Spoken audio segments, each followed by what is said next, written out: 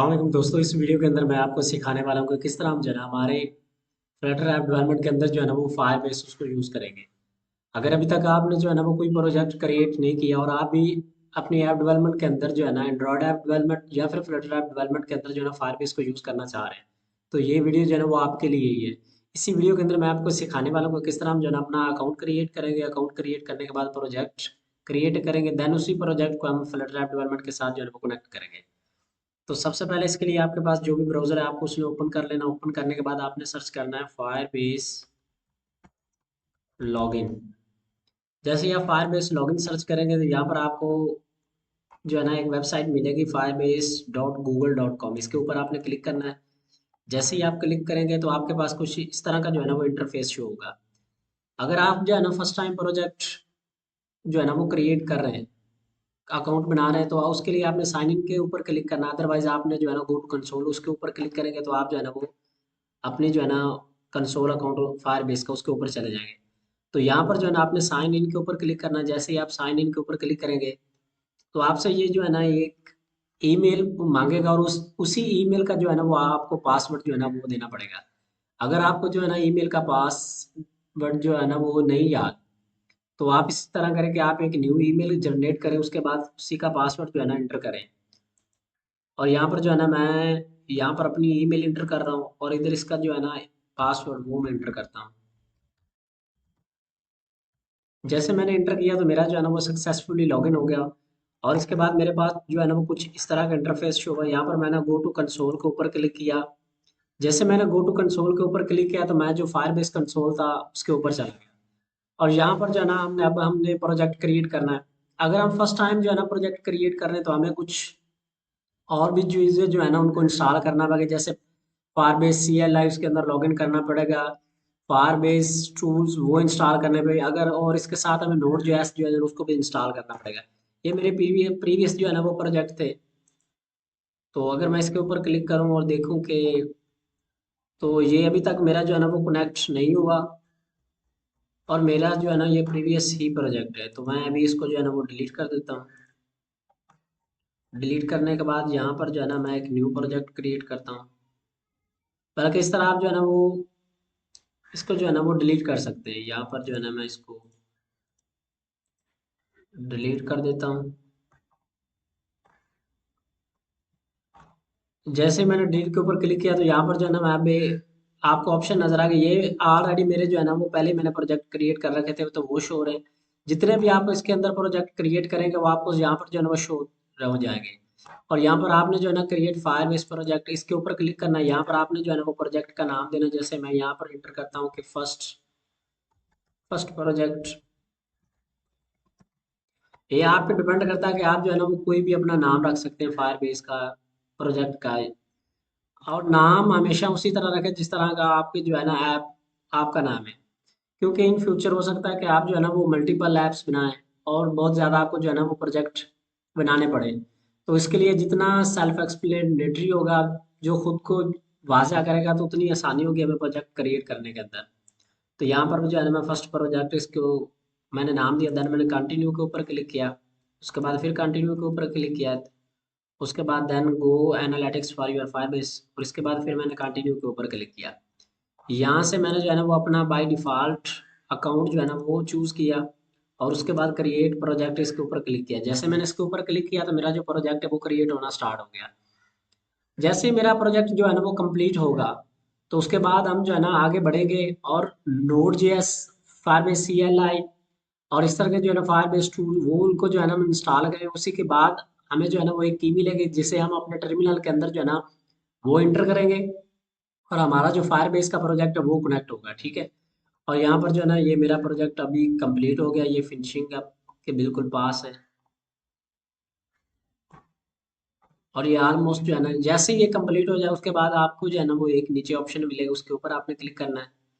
Then आप जो है ना वो नेक्स्ट स्क्रीन के ऊपर जाएंगे। अब देखें ये कंटिन्यू के ऊपर क्लिक किया तो अभी मेरा जो है ना वो प्रोजेक्ट तो क्रिएट हो गया, लेकिन यहाँ पर वो पूछ रहा है कि आप जो है ना किस तरह जो है ना इसको स्टार्ट कैसे, मतलब get started by adding Firebase to your app. आप iOS के अंदर इसको ऐड करना चाह रहे हैं, एंड्रॉयड के अंदर या वेब या फिर यूनिटी के अंदर या फिर फ्लटर के लिए।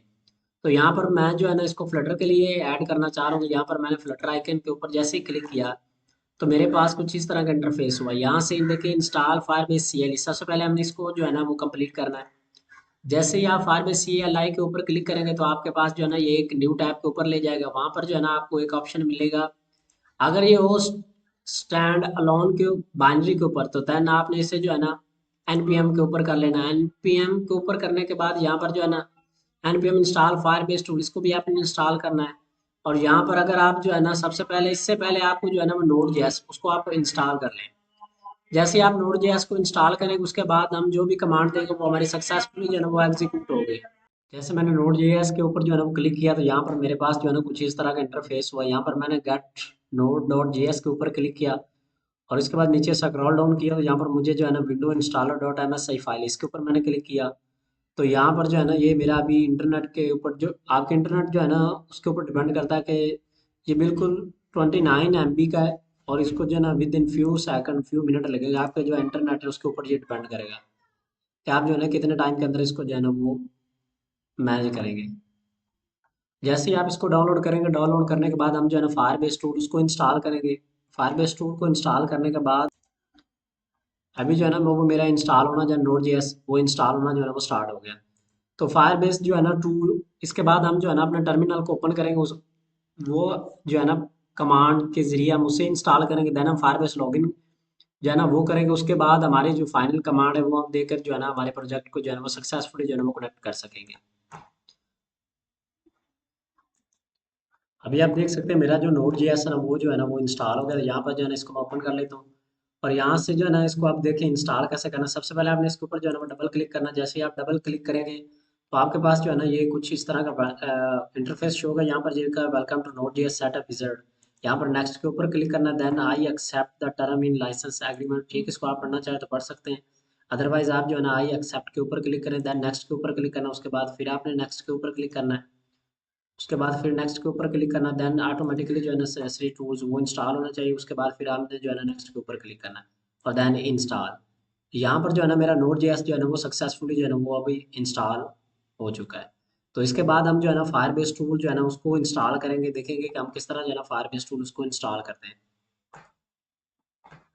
तो यहाँ पर जो है ना मेरा नोड जेएस, यहाँ अभी जो है मेरा नोड जेएस में वो बिल्कुल कंप्लीट इंस्टॉल हो गया, ठीक है। यहाँ पर इसको जो है ना मैं अभी क्लोज कर देता हूँ। अब क्लोज करने के बाद दोबारा जो है ना मैं अपने ब्राउज़र के अंदर जाता हूँ और यहाँ से जो है ना बाकी कमांड उसको एग्जीक्यूट करता हूँ।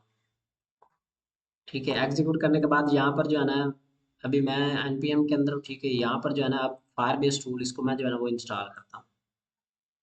यहाँ पर जो है ना मैं सबसे पहले कमांड प्रॉम्प्ट उसको ओपन कर लेता हूँ और यहाँ पर जो है ना कमांड एंटर करता हूँ फायरबेस टूल्स, ठीक है। जैसे मैंने फायरबेस टूल को एक ऊपर क्लिक किया तो मेरे जो फायरबेस टूल है ना वो स्टार्ट इंस्टॉल होना जो है ना वो स्टार्ट हो गया। ये आपका जो जितना इंटरनेट कनेक्शन अच्छा होगा उतनी जल्दी ये जो हमारे टूल है ना वो इंस्टॉल हो जाएंगे।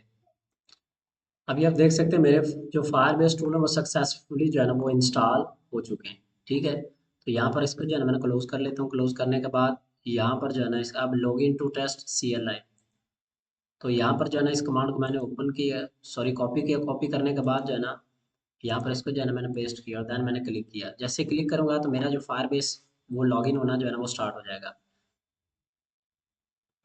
तो यहाँ पर जो है ना मैं यस के ऊपर क्लिक करता हूँ, देन अगेन यस के ऊपर क्लिक करता हूँ और अलाउ करता हूँ इसको।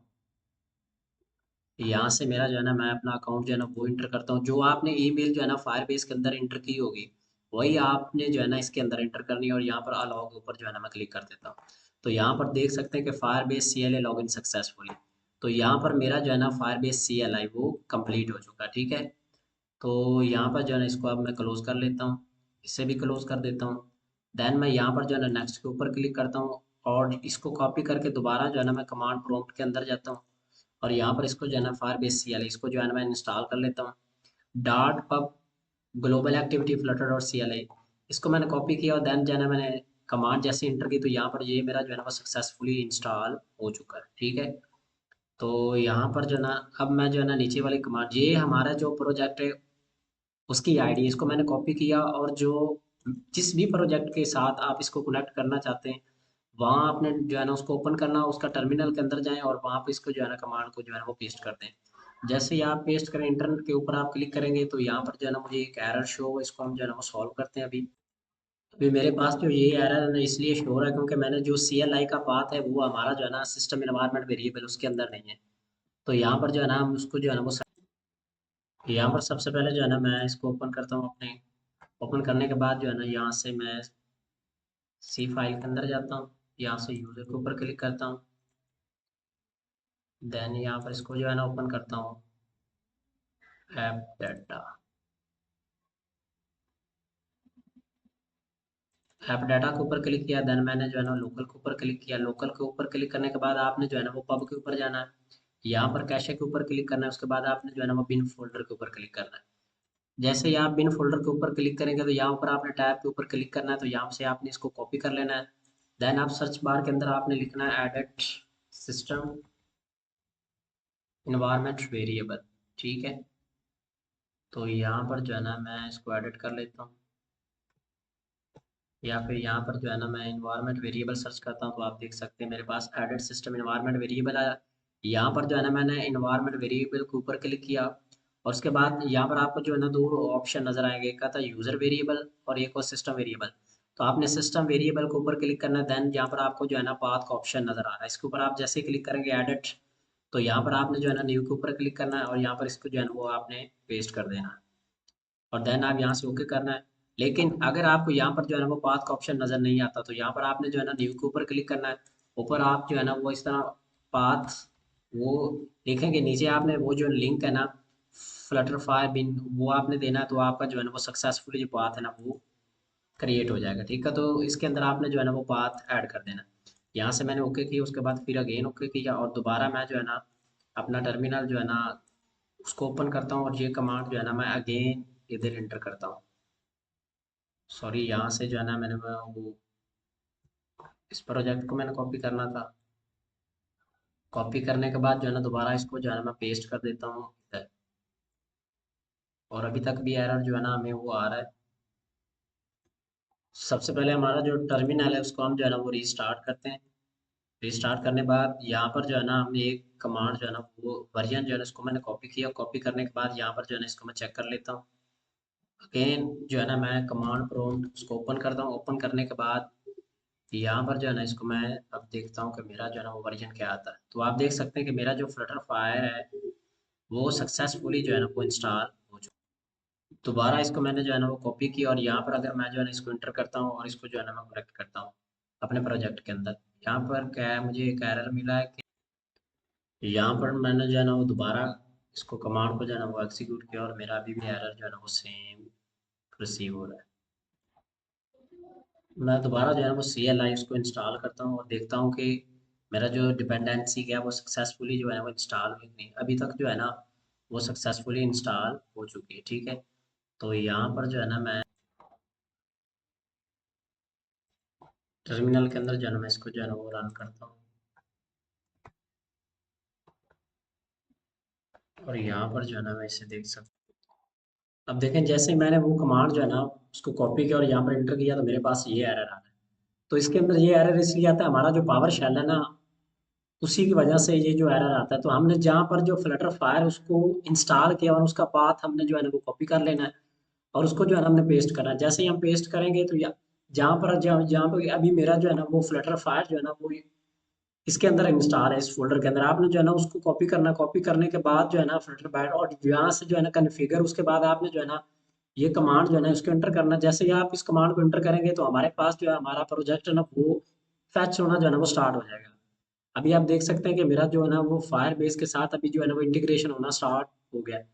जैसे ही मैंने ये कमांड एंटर की, यहाँ तक जो फ्लटरफायर डॉट बैट फाइल है इसको यहाँ तक जो पे मेरा इंस्टॉल था वहाँ मैंने कॉपी की। उसके बाद मैंने आगे कमांड दी कॉन्फ़िगर प्रोजेक्ट और यहाँ पर जो है ना मैंने अपनी प्रोजेक्ट आईडी दी, ठीक है। यहाँ से उसके बाद यहाँ पर जो है ना वो अब आपसे पूछेगा कि आप जो है ना किसके लिए मतलब जो है ना वो क्या इंटर करना चाह रहे हैं। तो एरो साइन की मदद से हम जो है ना अब अगर किसी के लिए हमने जो है ना वो इंटर ना करना हो, जैसे कि एंड्रॉयड के लिए iOS मैक वेब, तो यहाँ पर जैसे मैं इंटर करूंगा ये मेरा सभी के लिए जो है ना वो हो जाएगा। कनेक्ट। लेकिन अगर मैं सिर्फ iOS एंड्रॉयड या किसी जो है ना बाकी के लिए नहीं करना चाह रहा, तो यहाँ से जो है ना मैं उसको जो है ना वो डिस्कनेक्ट कर सकता हूँ।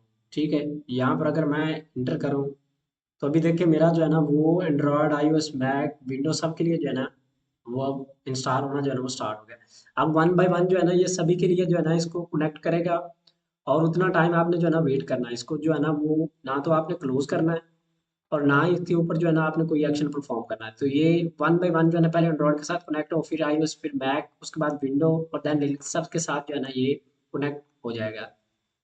तो लेकिन जैसे ही अगर आपको जो है ना फायरबेस CLI के अंदर जो है ना वो एरर आता है, तो उसके लिए आप जो है ना सिंपल जहाँ पर आप जो है ना Flutter fire dot bat file, वहां तक आपने जो है ना कॉपी करना। उसके बाद जहाँ पर आपने नीचे जो यहाँ से आपने जो है ना फायर बेस के ऊपर ये वाली कमांड जो है ना आपने नीचे वाली फ्लटर फायर कन्फिगर, यहाँ से कन्फिगर प्रोजेक्ट, यहाँ पर आपने जो है ना वो आईडी पास कर देनी, और Flutter fire dot bat file. इसके बाद आपने का प्रीवियस जो भी बात था, जहाँ पर आपने जो फ्लटर फायर को जो है ना वो इंस्टॉल कर रखा था, उसको आपने जो है ना वो देना। तो देन हमारा जो है ना वो सक्सेसफुली जो है ना वो प्रोजेक्ट कनेक्ट होना जो है ना वो स्टार्ट हो जाएगा। अब देखिए वन बाय वन सबके साथ जो है ना ये ऑटोमेटिकली कनेक्ट होता जा रहा है। अभी एंड्रॉयड के लिए भी हो गया है, iOS के लिए भी हो गया है, मैक के लिए भी हो गया है। अब जो है ना वो वेब के लिए हो रहा है, और उसके बाद हमारा जो है ना विंडो के लिए होगा, और देन हमारा जो है ना वो सक्सेसफुली जो है ना वो कनेक्ट हो जाएगा। जैसे ही हमारा जो है ना वो फ्लटर फायर के साथ जो है ना फ्लटर प्रोजेक्ट फायरबेस के साथ कनेक्ट होता है, तो हमारा जो लिब फोल्डर, इसके साथ हमें जो है ना एक और ऑप्शन जो है ना वो देखने को मिलेगा। तो वो ऑटोमेटिकली जो है ना फाइल वो जो है ना वो ऐड हो जाती है। जैसे ही हमारा प्रोजेक्ट और जो है ये सेटअप जो है ना वो कंप्लीट होगा, तो हमारा सक्सेसफुली जो फाइल है ना वो एग्जीक्यूट हो जाएगी, और लिब फोल्डर के अंदर हमें जो है ना वो फाइल मिलेगी। ठीक है, तो यहाँ पर ये ऑलमोस्ट तकरीबन जो है ना वो कंप्लीट हो चुका है। तो यहाँ पर आप देख सकते हैं ये मेरे जो है ना वो नंबर है SH1 platform for base ID. ठीक है, वेब के लिए, एंड्रॉयड, iOS, मैक और विंडो के लिए। ठीक है, तो यहाँ पर जो है ना इसको आप देख सकते हैं कि मेरा जो है ना वो सक्सेसफुली, आप देख सकते हैं लर्न मोर फाइल स्टेप 1। ठीक है, तो यहाँ पर मेरा सक्सेसफुली जो है ना फायरबेस कॉन्फ़िगर फाइल, ठीक है, granted successfully with the Firebase. तो यहाँ तक हमारा जो है ना वो प्रोजेक्ट सक्सेसफुली कॉन्फ़िगर हो गया।